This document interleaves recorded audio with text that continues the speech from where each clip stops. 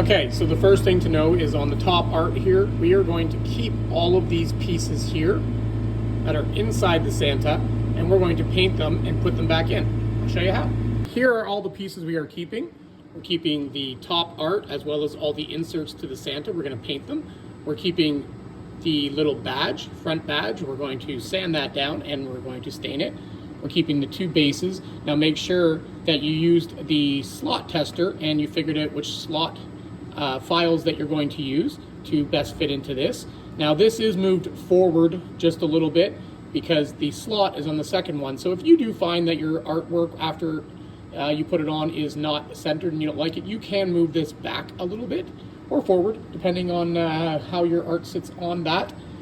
We are keeping the wheel. We're keeping this little thing inside the wheel.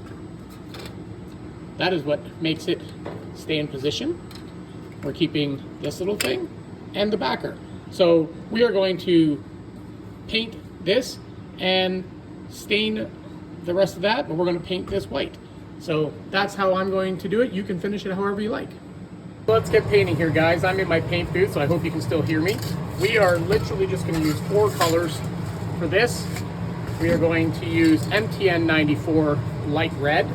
We are going to use gold peach from Flame for the skin. MTN 94 matte black for the top art frame. And of course, we need white for Santa. So we got MTN 94 matte white. So I'm gonna put my mask on, and I don't know if you guys are gonna hear my mumbling, but let's get painting.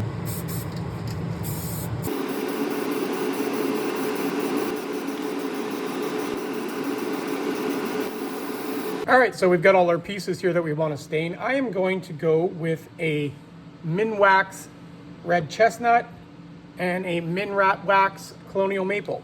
So I'll leave this nice and light so that the numbers pop. And you want to pick stains that aren't too dark or else you'll lose the engrave. So this little piece, you're not going to see that. This piece here, all you're going to see is this little section here, a very tiny little lip. So I'm going to save stain and I'll just stain that, or I might stain the whole thing just for the sake of this video. We're going to do these two in colonial maple and this one in red chestnut. And I think we'll do these in red chestnut. I may go with a darker one for this, like a dark walnut, or maybe even like a Varathane black. Let's see what we get here.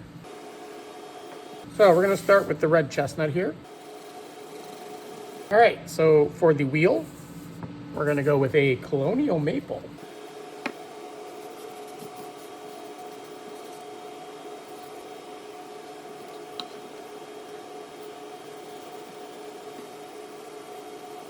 All right, so we got all our pieces here. I'm kind of dry. The white is still a little bit tacky, but I am impatient. So I know it looks a little intimidating. There's so many pieces, but it actually goes together really easily. So we've got this piece here. The first thing I actually like to do is put it into the base, and I work from there. You can put it together and then slot it in the base after if you like, but I like to put it into the base first, so that I can make sure it lines up to make sure everything sits nice and straight. So I'm gonna slot this into here. And if you notice, this is offset from center, like I mentioned before. And the reason for that is there are 2 layers behind this and only 1 in front of this. So I kind of offset it a bit just to attempt to center it, but it's gonna depend on your material thickness. You can adjust this, just move it up or down if you'd like. If you find that it didn't really sit nice, maybe just kind of mock it up really quick and see before you assemble it to see if you want to adjust that or not. But all right, so I've got this backer piece here, and I'm going to slot that in. This is the front, and you see that the slot is offset. So I'm going to make sure that the front goes to the front. So that would be wrong, because this is the front here. So I'm gonna stick that into there. And I got a nice snug fit here. So that's already super straight because I used my slot tester and I found a nice snug fit. If you don't find you're getting a really nice snug fit with any of the files options that I provided, because I provided from 0.11 and all the way to 0.25 material thickness, do it in increments. So if you cut it at if you use the 0.15 file, and it's a little bit loose, but the 0.14 is too tight, then go 0.145. You can adjust it if you'd like, but I did my very best to provide as many file options as possible. So I like to put it into there first, and I'm going to work from here. So what we're going to do first is we're going to put the little badge on. We want to make sure that this is really nice and lined up good. I'm going to put a little clamp on this because I did glue it and not use Dual Tight. You have to adjust it when the clamps are on. It's got a little bit of give there. So there we go. I actually do have little needle tips for these too. If you're looking for these bottles, they're on my website under things I use. That looks good to me.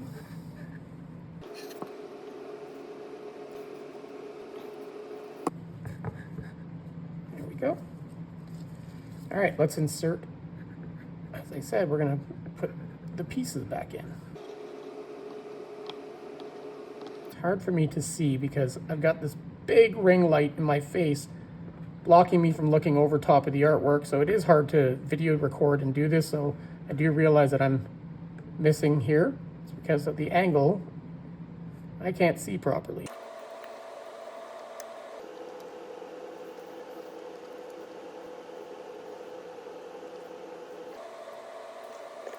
All right, we're gonna work on the back side here. So this thing's looking really cute. This little ring here, I've put a score line on this backer here, and we need to really make sure that this is lined up good. If you go too far down, by the time you get this on, the wheel is not going to turn. So you gotta really make sure that this is where it needs to be. I mean, if anything, and if you're gonna mess this up, you wanna go just a fraction higher.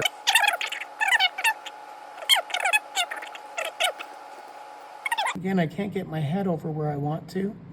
I noticed I didn't line my Santa up on here very well because I couldn't get my head over properly. So it is a little harder when you're recording, but you guys will do better than me. But that looks really good. That's actually lined up really nice. You want to clean up any glue, especially on the top side, guys, because that is where the wheel turns. So it needs to be nice and clean. Then we're going to glue this little thing to there, and we're going to line that up super good. All right, I let this dry, just set for 5 minutes, which is enough for me. So just a note, I like to make sure you guys sand the backs, and if you're selling these products, then give this a stain. If I was selling them, this one's just going to be a mock-up because I can't look over top and do my best work when I'm doing a video. So finish the backs. I like to use like an ebony or just a Varathane black stain just to cover up any like little burn marks. And I did give this a sand. Give the back side of the wheel a nice sand as well, because you do see part of it at the back, number one. So you'll want to stain the back of that, maybe in the same color that you stained this. But also, it's nice to have this super smooth so that you can, we don't have anything impeding the progress of this thing spinning, because it's already hard enough to spin on here as it is, but that's kind of how it's going to work. So the best place to grab it is here, but she spins, but once it's on, I do notice that it's best just to grab it from here so it doesn't get locked up, but it is nice and loose, and it's got room to move around, but do give the backside a sanding to ensure that it's nice and smooth. So I'm going to stick that on there. We're going to work from the back of this guy here, and I'm just going to literally glue it on like that. You want to put a good amount of glue or Dual Tight. Use Dual Tight because this is the only point of contact for the whole back section. So it needs to be nice and strong. And the reason is to keep the wheel moving and free.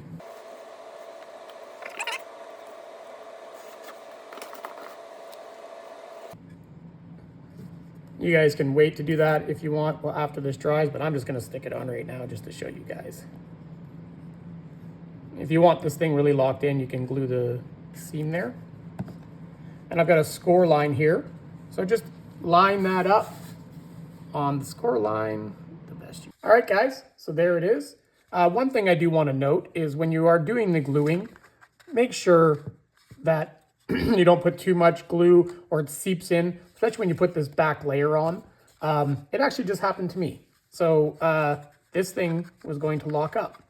So if you are putting too much glue and there's even a dab of glue on that wheel, it's not going to spin. Last thing, I mentioned sanding the wheel, the back side of the wheel. So give it a really good sanding.